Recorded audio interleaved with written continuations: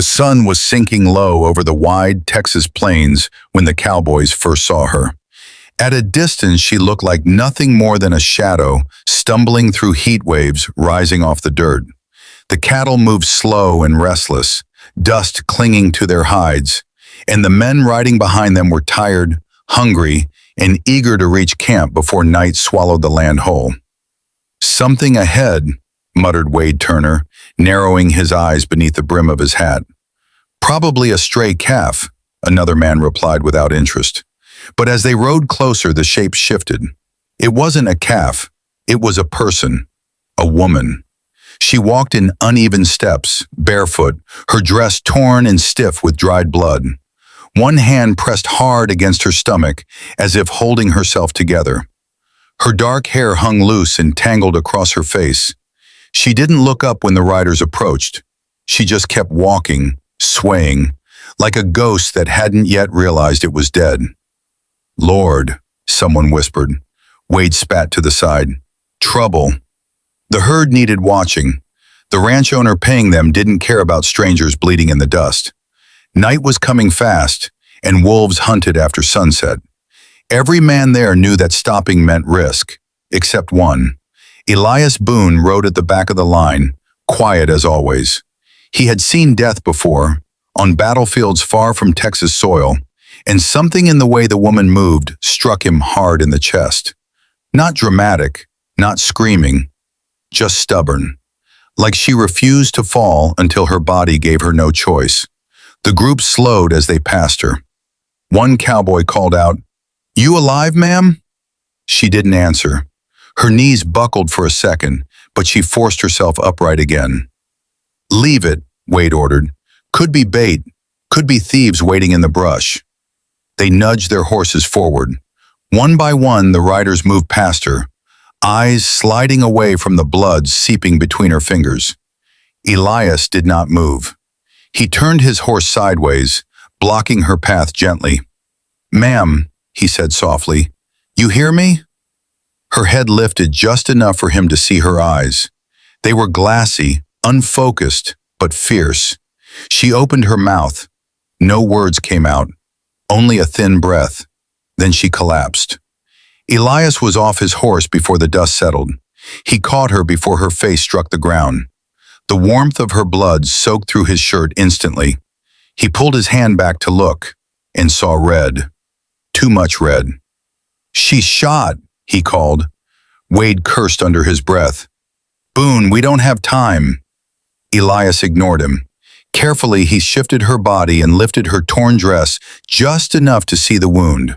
A bullet hole, low on the left side of her abdomen. Not clean, not recent either. The edges were darkened. She had been walking like that for hours, maybe longer. "She'll die if we leave her," Elias said flatly. "And she might die if you stay," Wade shot back. "You don't even know who she is." Elias looked down at the unconscious woman in his arms. Her face, despite the dirt and blood, held something young and stubborn. Not older than 20, maybe 22. A thin silver cross hung around her neck, resting against her collarbone. "I don't need to," Elias replied. Without waiting for permission, he lifted her onto his horse, climbing up behind her and holding her steady. "Water's a mile east," he called, "by the cottonwoods." Wade shook his head in frustration. "You fall behind, Boone. That's on you." The herd moved on. Hooves thundered softly against the dirt, fading into the distance. Elias turned his horse toward the trees, barely visible against the dying light. The woman's head lolled against his chest. Her breathing was shallow, uneven. Every few seconds her body trembled. "Stay with me," he murmured, though he doubted she could hear him. The ride to water felt longer than a mile. The sky burned orange, then purple. Coyotes howled somewhere far off. When he finally reached the cottonwoods, relief flooded him. A narrow creek cut through the earth, reflecting the last light of day. He slid down carefully, easing her into his arms again. She moaned faintly when he laid her on the grass near the water. "Good," he whispered. "That's good. Means you're still fighting." He removed his bandana, soaked it in the creek, and began cleaning the wound as gently as possible. She jerked awake with a sharp cry, her hand flying to push him away. "Easy," he said quickly. "Easy, I'm not hurting you." Her eyes focused slowly this time. Fear flooded them first, then confusion. "Where?" Her voice cracked. "Near water," Elias answered. "You're safe for now." She tried to sit up. Pain ripped through her, and she gasped, clutching his arm instead. "Don't move," he instructed firmly, but not unkindly. "You've been shot." "I know," she whispered bitterly. He paused. "Who did it?" Her gaze drifted past him toward the darkening plains. For a moment he thought she might pass out again, but then she spoke. "They think I'm dead." The words hung between them like a warning. Elias studied her face.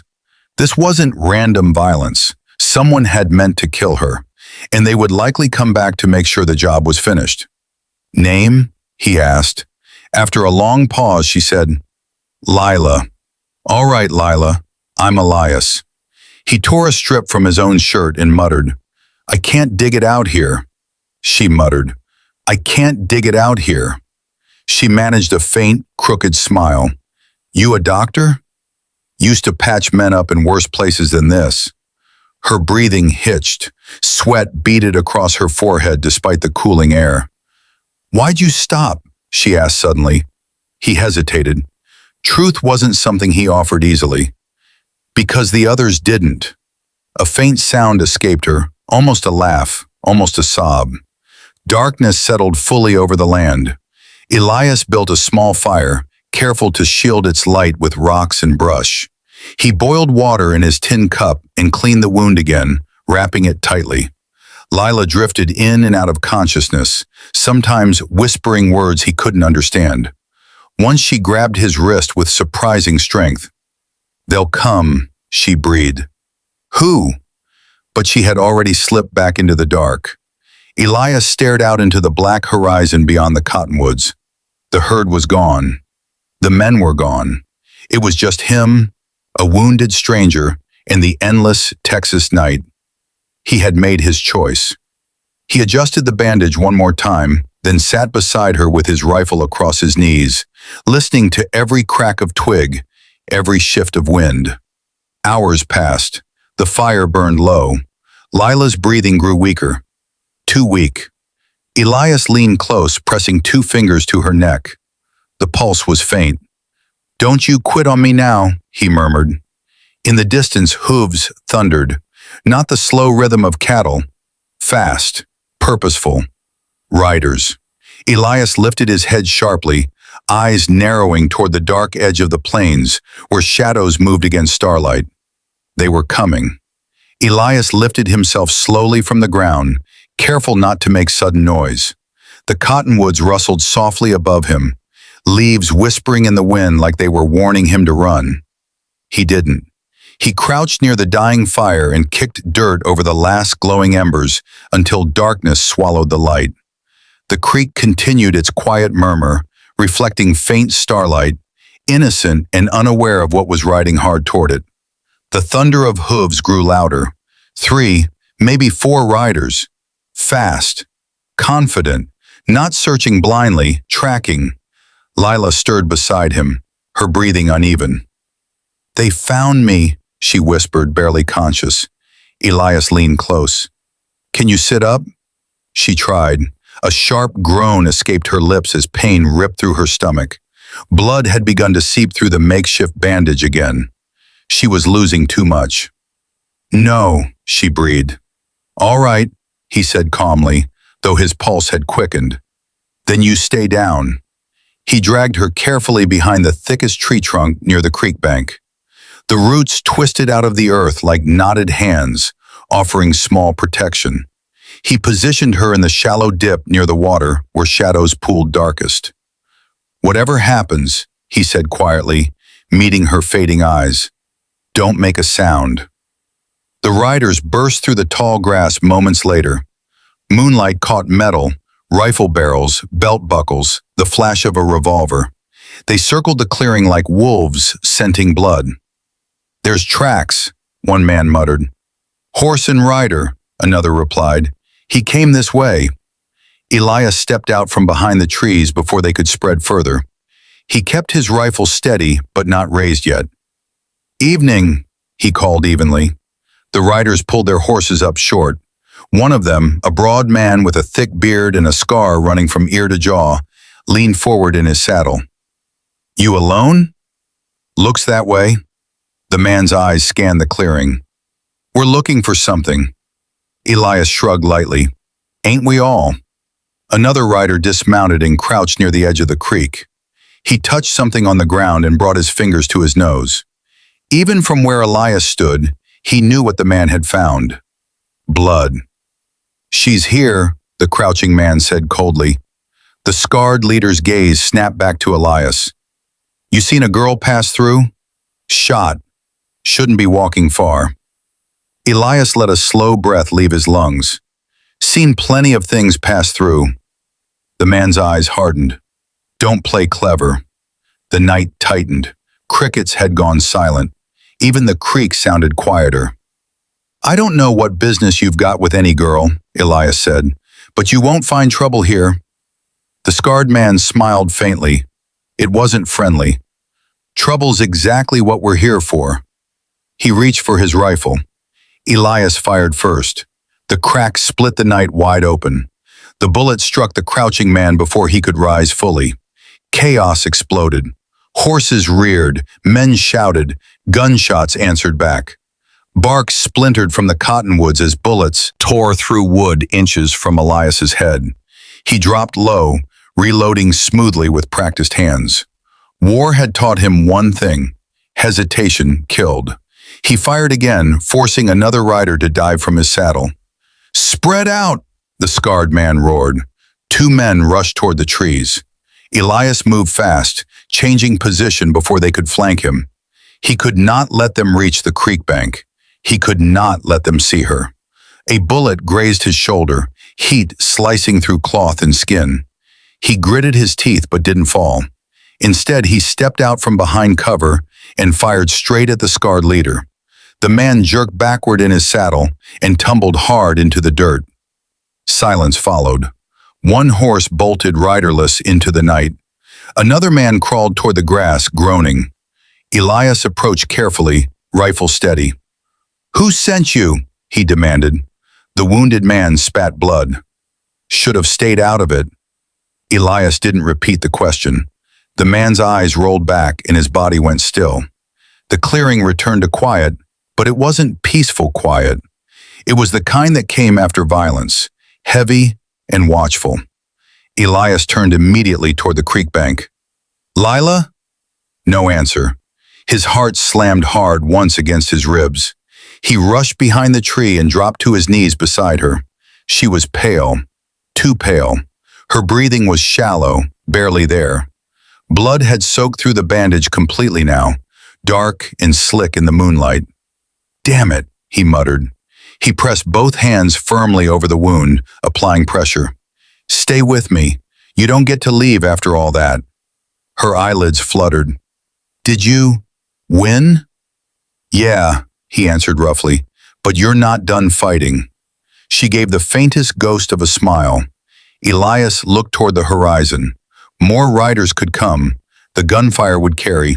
He couldn't stay here. She wouldn't survive another hour without real help. He moved quickly.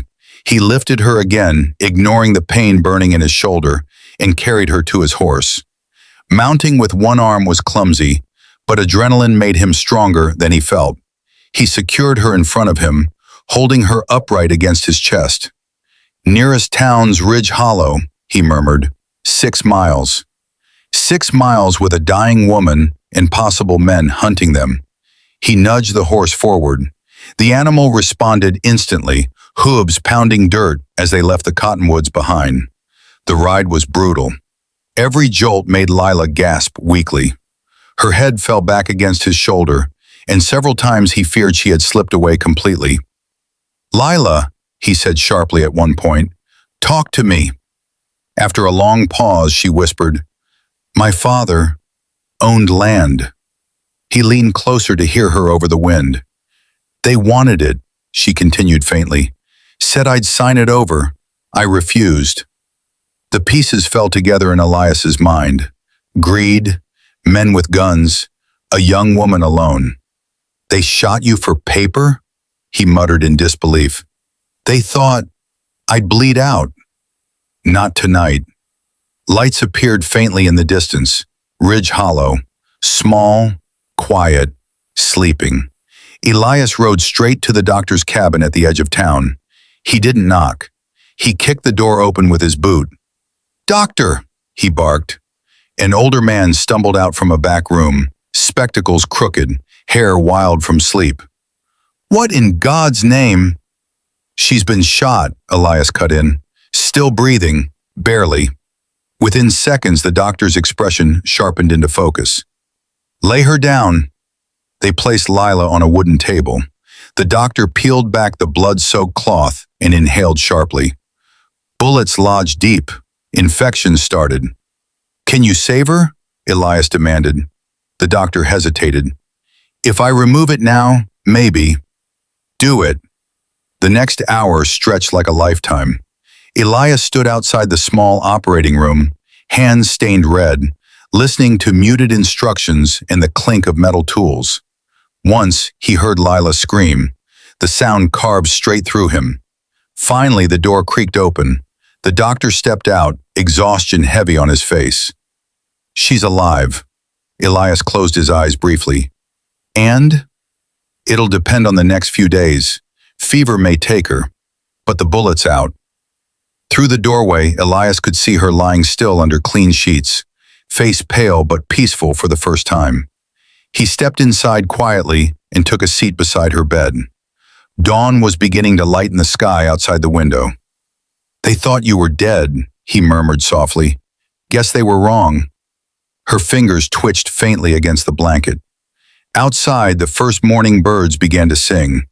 Ridge Hollow would soon wake, unaware that during the night, a wounded woman had outrun death, and a cowboy who had every reason to ride on had instead chosen to stop.